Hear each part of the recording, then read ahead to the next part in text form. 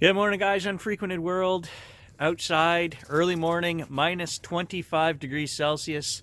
Really cold last night. I don't know, probably went down close to minus 30. And it's a darn good thing because I was going to go do the 90-acre trail last night by myself in the dark with just an infrared flashlight.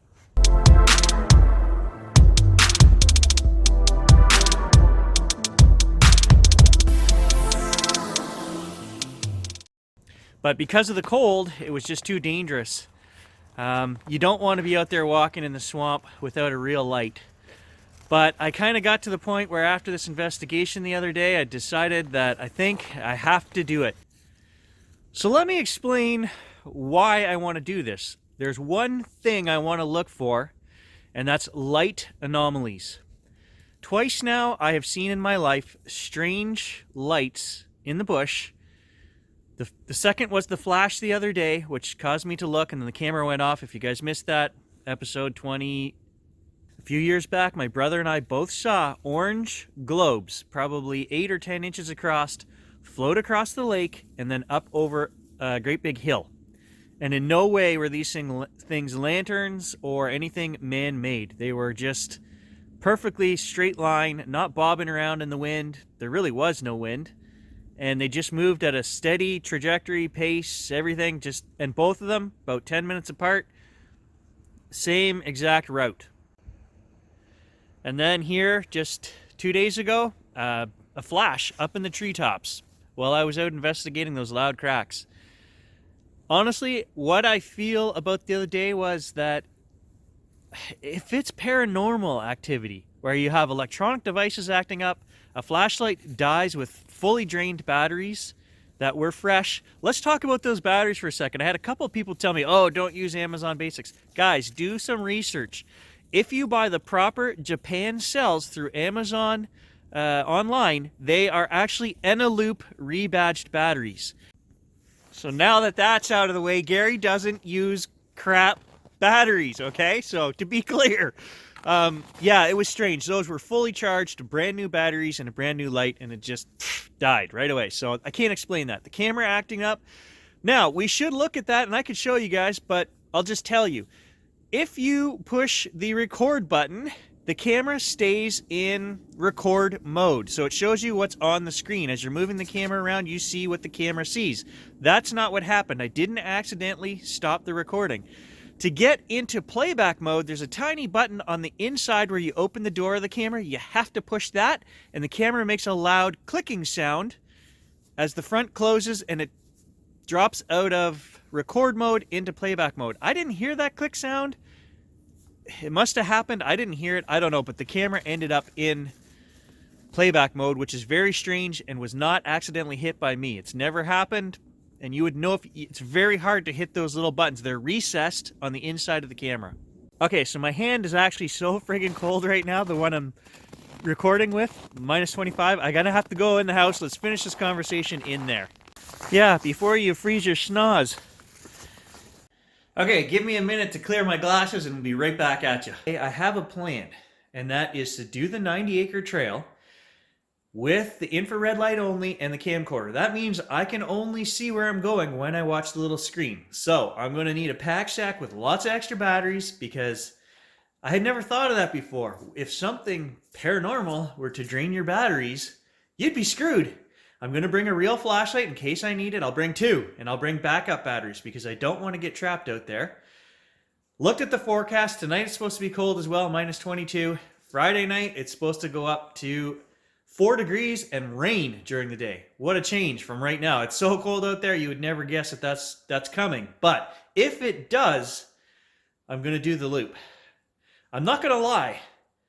I'm going to be chicken crap, but I'm going to do it. I'm going to do the whole loop. It takes me about an hour to do during the daytime, so I don't know how long it's going to take me to do at night. I'm going to record the whole trip around, not going to stop.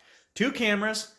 I think I might even put a GoPro facing the other way behind me. I'm not going to see anything on the trail behind me with the GoPro, but if there's any light anomalies in the bush, the GoPro should pick it up. Maybe I'll even put a GoPro on the front and a GoPro on the back and my video camera. I don't know. If I'm going to do this, I'm going to be covering all angles. I want to record every angle. I don't think I'm going to talk too much. I'm basically just going to film the bush and let you guys analyze and look for stuff out there. Lights, figures, Bigfoot, whatever. I don't want to be walking through there talking. I just want to sneak along quietly walking as if I was an animal in the dark. With my infrared light, nothing should be able to see me. The flashlight puts out a little tiny pink glow. That's it. So hopefully if I keep my mouth shut, we might be able to catch some good evidence. Should I bring the dog? That's the question. Answer down below, guys. Vote, please, because I will do it alone. I'll be scared crapless, but I will do it alone because I think I have a better chance of picking up clear audio and stuff without the dog, but it would be a lot more comforting to have the dog there. So you guys vote. Tell me whether I'm bringing the dog or not. The other thing I'm hoping is last night looked like a pretty full moon. Not quite full, so I'm hoping that Friday I'm going to have lots of moonlight because really, if I could see through the bush a little bit with my eyes, that would be way more comforting. Like even, because I know what happens. Your imagination starts going when you're out there, you hear things that aren't there, and you can't panic. This is actually going to be kind of dangerous because it's swampland out there. I'm going to stay on the trail that we've made. You don't want to get off the trail because it's swamp. Some of it might not be frozen. You just, no, I'm not leaving the trail. So for safety's sake, staying only on the trail. So that being said, we will have the camcorder with zoom. If I see something off in the bush, I'm not going to chase it. I'm not going after it. I will zoom in and try to record it, but I will not be lured away from the trail. The trail is going to be my safety net. I don't want to get into this whole realm of paranormal, but I think we're going to have to look for things like this. I believe in that stuff. I've had incidents throughout my life, weird, strange things. My dad, we did a video series before up at the camp, we talked. He's had some strange things happen. One night lying in bed, the lights on his truck came on out in the yard, filled his whole bedroom with light, and the radio came on playing "There's a Stranger in My House." He still talks about that. That was 20-some years ago. Strange things happen. I believe in that. I don't want to poke the bear. As I mentioned, a person contacted me this morning through email and sent me a real fantastic story, goings on that they had in their shop one night. And he says he has video. He's going to send it to me. I'm going to share that story and video with you guys with his permission as soon as I hear back from him. Just a really cool story. Not Bigfoot, but strange. My point being, how do you study paranormal stuff with draining of electronics, flashes of light, things like that? Is that Bigfoot? I don't know. Is that something else?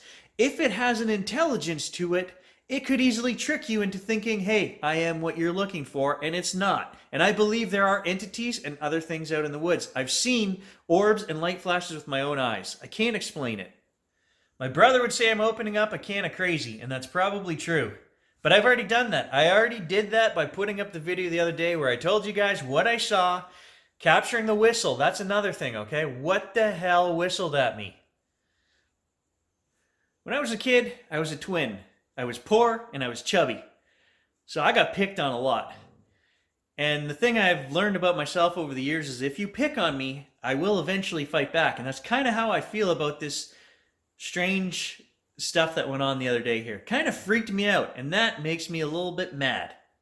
Because I don't want to have something dictating to me that I can or can't go into the bush with I have an uneasy feeling now when I'm out there. So how do I fight that? Well, I go on a night excursion. And I hope I don't end up a missing persons case. I laugh, but maybe I'm not taking that seriously enough. I've lived up here my whole life, and we're in the bush all the time. We camp out, we hike miles on end, we four-wheel. You know what? But I do feel that there are strange things out there. And I don't want to provoke anything. I'm not asking for anything. I'm not going to be out there. But if I see something, I will record it. I'm looking. And seeing as we're already on the crazy train, I'm just going to go ahead and say it. I have a gut feeling that I'm going to find something. I've been thinking about it for 2 days. That's why I walked back around the trail the other day in the afternoon. I just have a feeling I'm going to catch something on film. I don't know what it's going to be. Something tells me it's not going to be Bigfoot. And I'm kind of hoping you guys vote to let me bring the dog. Right, buddy? You going to save me? No, he's not going to. He'd be out of there faster than If the entity is actually an intelligent entity, it would just bring a cookie, and I'd be on my own. Gage would be on their side. You feed Gage, he's your buddy for life. So let me know what you guys think. Really, is this too dangerous? Should I do it? Should I bring the dog? And of course, I'm not going to do it if it's minus 20. We're only going to do it, minus 10 Celsius would be probably the coldest. So I'm going to take that into account. I'm going to make sure I have all proper supplies, dressed properly and everything like that. So that's not an issue. But standing from the unknown point, do you guys think this is a bad idea? It's about an hour, probably at night, an hour and a half walk back there to get in and out. So I don't know. You guys let me know what you think.